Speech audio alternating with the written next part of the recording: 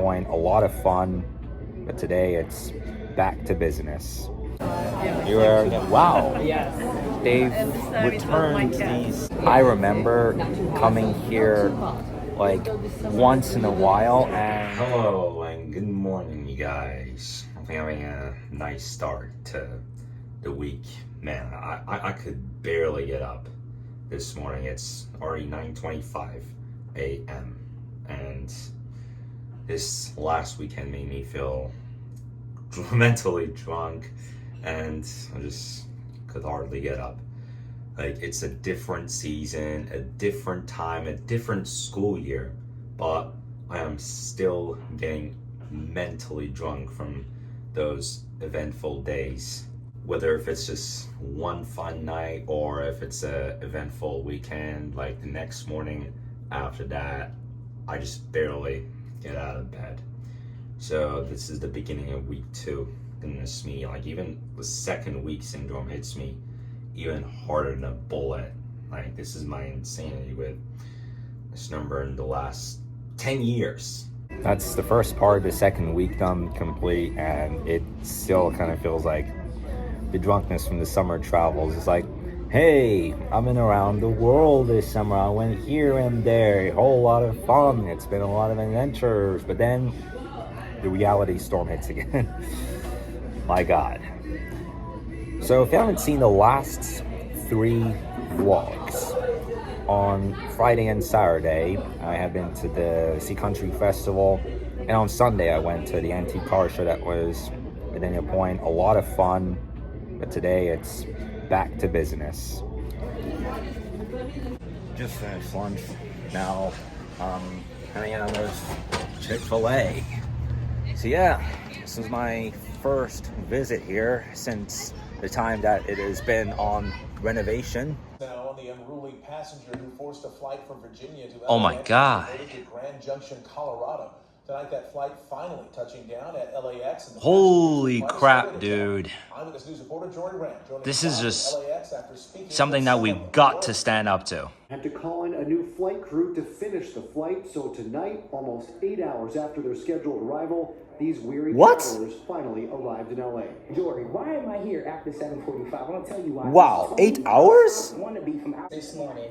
That passenger was heard using racist slurs and refused. That's the guy with the hat, by the way, and that big guy in the white t-shirt F-bombs and N-bombs and just stuff, all saying a lot of stuff. is giving him a hell of a lesson. Look, here he is again. You see, like, here he is. He's such a hero, man. Such a hero. That guy in the white shirt is the hero of this incident, I gotta say. Alright, so that was some footage taken in a plane during a flight that had took off from Virginia and was supposed to have landed at LAX at 11:30 a.m. that day, but there was this one guy that was making such racist remarks that he got into a big fight with one of the black passengers. Like, there was a point that it escalated so fast, like it exploded. They got into such a big of a fight that the plane had to make an emergency landing in Colorado.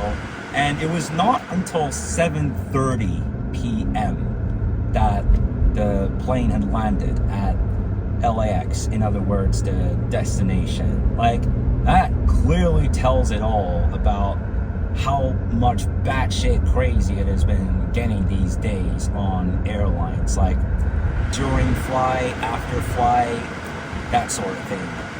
I had already shared you my story last week, but this is that kind of thing that is just to a point that we need to grow up about this. We need to stand up to this kind of a thing. And, you know, it's like, oh, here's one quote that I heard when I was in music class today. Towards the end of my second lesson, I heard it saying as such that when you're in the process of something, the worst thing you can do is stop in the middle of it and just give up. Like, one day you're on stage and you're performing a song, you make one or two small mistakes. Let's say you're playing the piano and like you're supposed to press the C note, but you press D instead, like, you know, that kind of thing. Or you're in traffic, you're driving and you're trying to find your destination, but you make a few wrong turns, not knowing where to go. Well, here's a method, like put the navigation on, you'll find your place, that kind of thing. Well, that was a bit of my story, kind of like the fact that whenever you want to get things done as quick as possible, because, you know, that's basically the nature of nervousness and excitement, and that, oh, I want to get off that plane right now, that kind of thing. But being on that flight would have made me think that I would not want to be in that again. Like, on one side, it's like, man, I'm just so glad that I've changed my character on flights and post-flights kind of thing, after seeing how fucking wild it's got these days. Like, where are we, an anime? Are we watching anime or something? Or are we, well, you know, in Turkey they do this oil wrestling thing. Maybe I talked to you about this once or not, but yeah, they do a thing where they oil wrestle, and it's like one guy devours one other, just like the Cookie Monster from the Sesame Street series. Hot damn.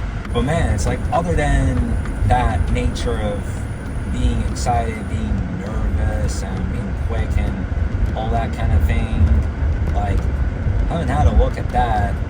Made me think so deep about why I don't get as much confident about taking flights in the last 1 or 2 years, because like something's going to explode like a balloon, like going on a hot air balloon really high up that 1 or 2 people are going to faint. I'm like, hey, they fainted, bring it down, bring it down. Well, sometimes it does kind of cause a benefit.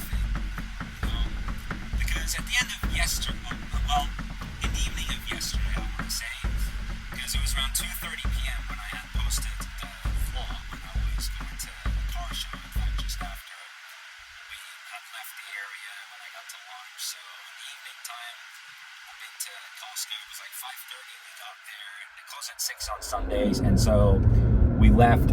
It was 5:59 because there were like 5 to 10 people panicking and just getting into the register to order, and like a few people were able to make it, but eventually it had shut down. So it's like, hey, get out of my zone, you're not supposed to be here at this time. Well, that's just the crazy nature of excitement and just wanting to get things done fast, but eventually you have to get pushed out because the working hours are done, and like you're running into the register and trying to get a dog, but then they just have to cut you off saying, well, we're gonna have to push you out, we're done working for the day.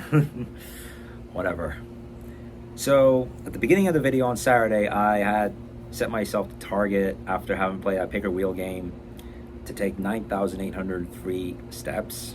During the day yesterday, it turned out that I went over that by only 3. Like, if I had matched my target, I would have took the day off. I would not be going to Lifetime today. Got 40 minutes of exercise. I'll go there at around sunset time, but in the meantime, here's Outback Steakhouse. All right. You are, wow. Yes. They've returned these tablets that, you know, like, I went, yeah, I went canoeing around the Bosphorus, yeah. Like whitewater rafting? It's not a Oh, no, it's not like rafting. Between 2 seas, it's not a river. Okay. But Yeah, you like, there are currents. you go on the board, yeah. What are they called? Pedal?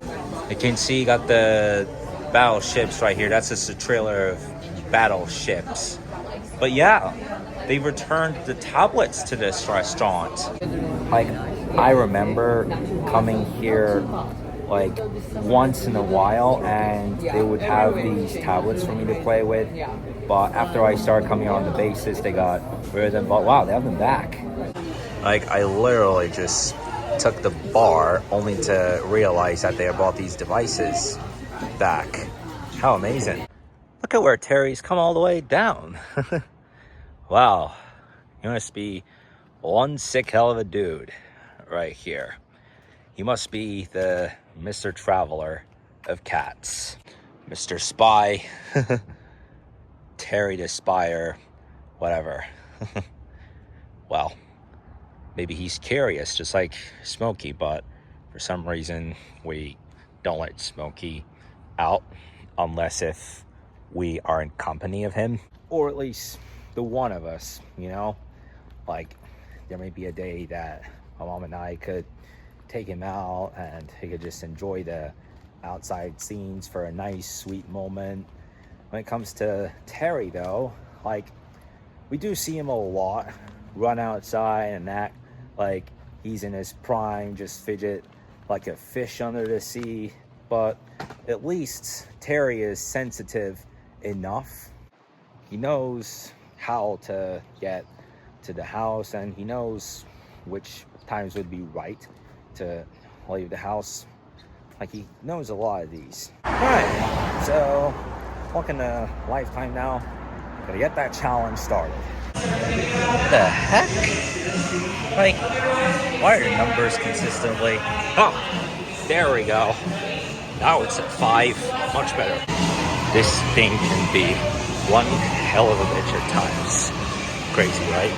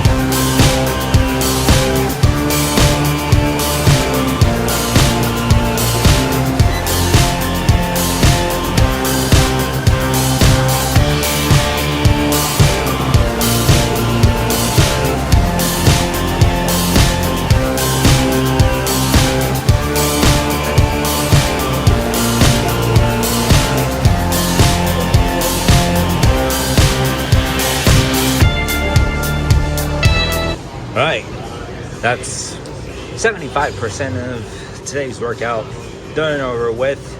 And I've been finding out throughout here and the Outback restaurant, like, there's a lot of this US Open over here. I'm gonna try and find that.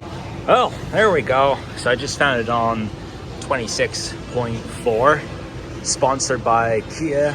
We got the US Open, Navarro versus Stearns. There was this other game that took place in the first round. So this is the first round matchup. Another game took place between Venus Williams and Karolina Muchova. Muchova had won that game in 3 rounds. Whereas in the first set here, Emma Navarro leads Peyton Stearns 4-3 as it stands. Stearns could well earn this one here. And there we go, it becomes 4-4. All right, time for cool down mode. I'm gonna drop that by a minute because it's been 8 minutes now. Well, make that 9. Almost done. 6, 5, 4, 3, 2, 1. And it's finito for today. Well, that was an archive game that I was just watching. Though Peyton Stearns did play today against Daria Semenistaya and absolutely cooked it. She won Peyton Stearns won the game in 2 sets, and in the second set, she absolutely swept Semenistaya. Crazy. All right, guys, that's it from me for today's video. Thank you guys so much for watching. I'll see you tomorrow.